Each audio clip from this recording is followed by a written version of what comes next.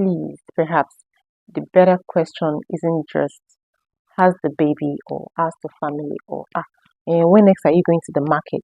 Oh, have you heard of so price or so place? You need to go to so. Slow down. Instead,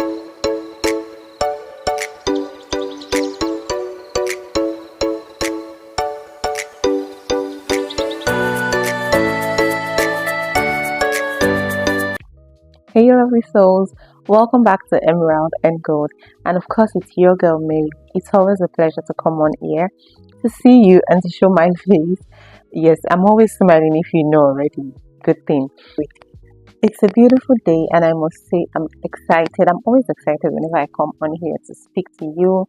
If you're here for the first time, welcome. This is Emerald and Gold YouTube channel where we solely focus on fashion, lifestyle, faith, wellness, and just everything that has to do with intentional living. I'd like to especially welcome my subscribers, the ones that have always been here through thick and thin, if I must say, for always coming through, keeping in touch with whatever I drop per week and, indulging in the comment section or reaching out to me personally and also sharing my link. It's such an honor to do this with you, and I believe that one way or another, I've touched your life. I'd like to give a special shout out to my subscribers for always indulging and always, participating in the aspect of sharing my link to their family members, friends, and just to their contacts in general. I do not take that for granted. It's always an honor to know that my views are rising and I get to get reviews and comments, feedbacks from people, maybe from the comment section or personally in my DM and stuff like that. It's always an honor and it kind of propels me to do better. Here, there is no fake zoning. Here, we are enough. And that's what I want you to know. Once you step into this channel, just know that you are enough. Today, I'm going to talk about something so enlightening, something passionate, because that is who I am. And I'm sure a number of people that will be watching this would also be able to relate with what I'm about to say and why I said that is who I am.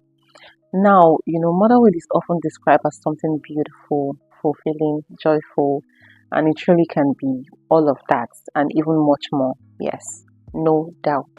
But then again, what we don't talk about enough is the other side of motherhood, the exhaustion it comes with, the loneliness, the emotional struggles that many mothers face on a daily basis, day in, day out. Too often stigma surrounds these challenges.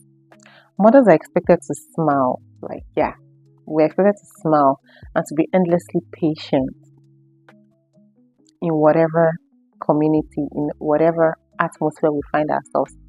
We're expected to be extremely patient, to love every moment. Like, we shouldn't even give off any wrong energy or say dislike or hate.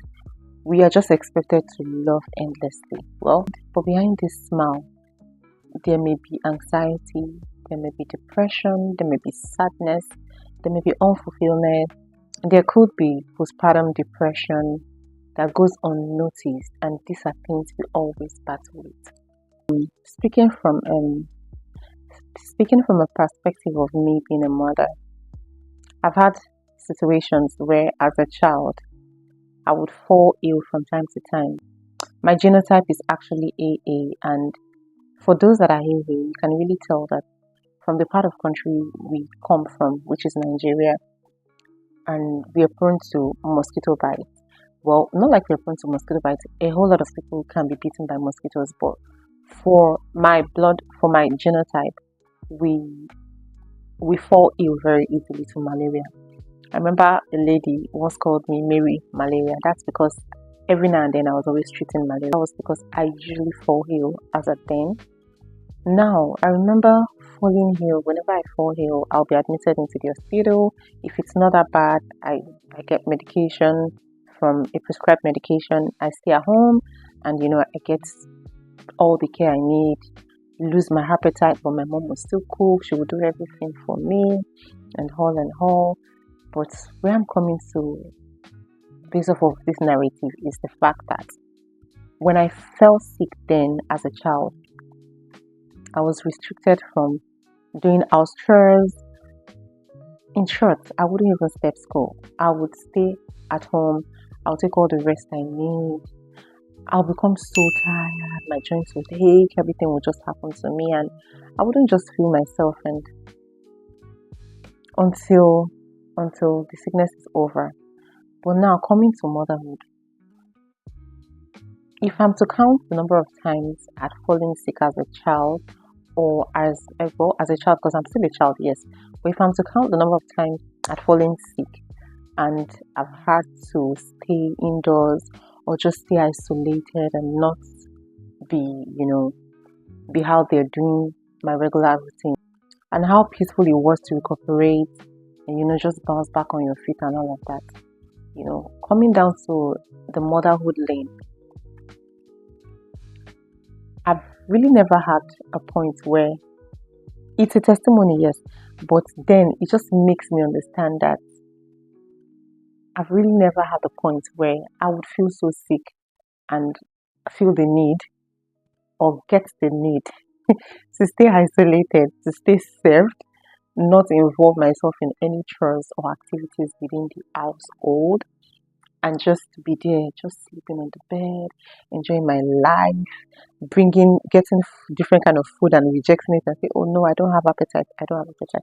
All of this just comes to make me understand that life is in phases, and this thing called motherhood, it's a whole lot of struggle. It's a beautiful one. There's a lot of people that are longing to experience it. However, for those that are experiencing it, I must say, no cap, it's tough. It's really, really tough. Like, it would drain you, it would test you, it would tempt you, but it's lovely. Anyways, the stigma around mental health in motherhood tells women they should be strong or just be grateful instead of asking for help or instead of owning up to reality. And this is something that really upsets me. Yeah. This silence makes many mothers, feel very isolated, as if they're feeling at something everyone else seems to handle perfectly. But the truth is, struggling does not mean you're a bad mother. It means you're human. When we begin to talk openly about the realities of motherhood, I believe we would break the illusion of perfection. Because it's not perfect. It's just a process. It's just acceptance. Because nobody is prepared for motherhood. No matter how long you've waited as a spinster, no matter how long you've built your career, created a pathway where, okay, I feel I'm financially buoyant, I'm stable, I'm mentally ready, and yada yada. No matter how all of that is put in place, I still feel like you are not prepared. You're not prepared for pregnancy. You're not prepared for birth. And you're not prepared for motherhood, because there is no manual to this thing. No matter how much people write, I keep saying it, no matter how much they could only tell from their experiences. Fine, experience is the best teacher. However, your own experience, what you're seeing at the forefront, like what you're seeing at the moment, there, right there, is what tells you how to, navigate the situation, or how to incorporate it, or how to behave. So, saying, oh, a book has been written, blah, blah, blah, blah, blah, about this, and you feel like, okay, let me read through on how to, yes, these are guidelines, these are procedures that would enhance, the stages of life when it comes to raising a child and stuff, and things to expect, things to see, things to get curious about and stuff. But still, I feel like everybody needs to experience this pathway. Everybody needs to own their own story, because my story is definitely going to be different from another person's story and another person's way of doing things. Maybe your own style might not work for my own, might not necessarily work in my own way or in my own favor. So what I'm saying in essence is that when we begin to talk openly about the realities of motherhood, We break the illusion of perfection. We make it acceptable to admit I'm tired, I need help, or I'm not okay, or can I come eat at your place, or can we just go out together? Removing stigma allows mothers to care not only for their children but also for themselves. Because if you're not able to care for yourself, how do you want to care for someone else? So you should put yourself first. So like you have the capacity to navigate whatever is coming your way. And I believe that a mother who receives support is stronger, healthier, more enlightened, and present for her family. Because she's saturated in love, and at that point, she's able to extend that love in return.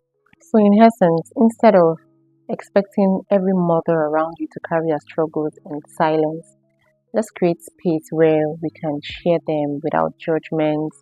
The next time you meet a mother, specifically ask her, "Oh, I've been meaning to talk to you. Can you tell me how things have been going on with you?" You don't have to really go into details where you make the person feel so vulnerable or in a state where they feel like, okay, I think I'm about to be judged and I don't want to say as much.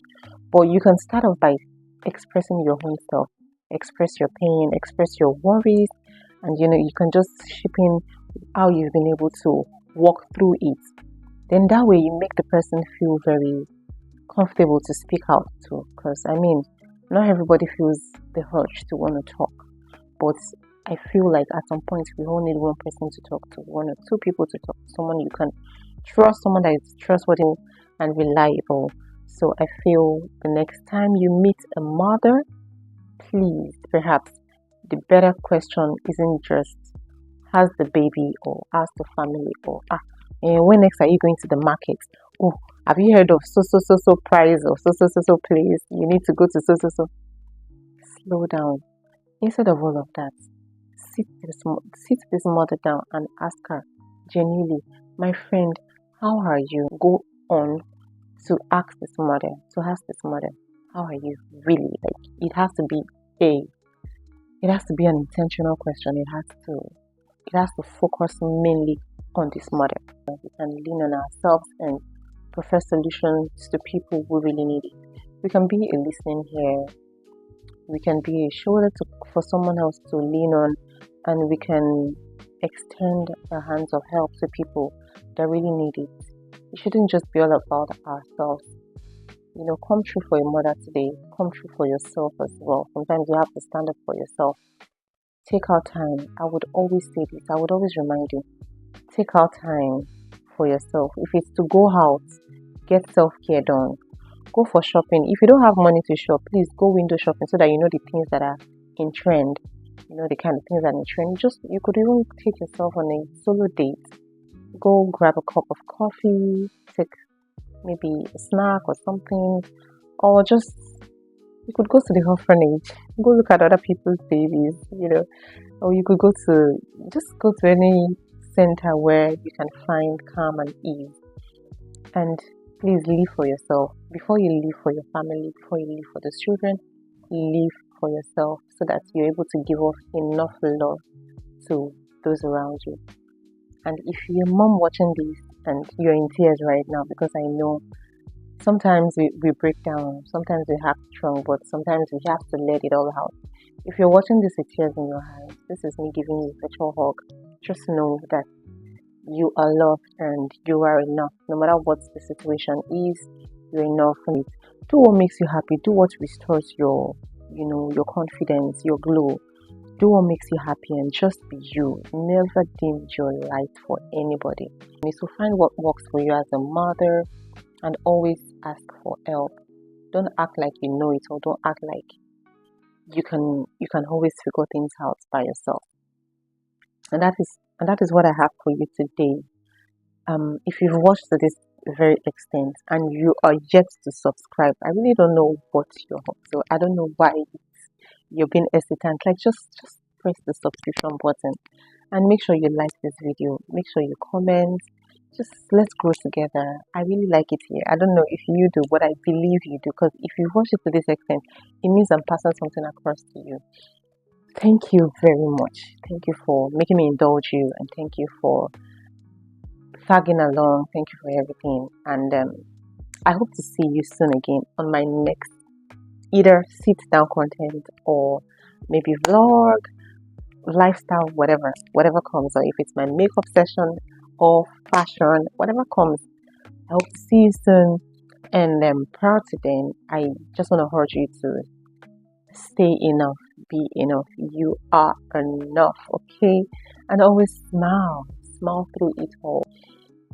Okay, it was nice doing this again, and I hope to see you soon again. Until then, bye bye.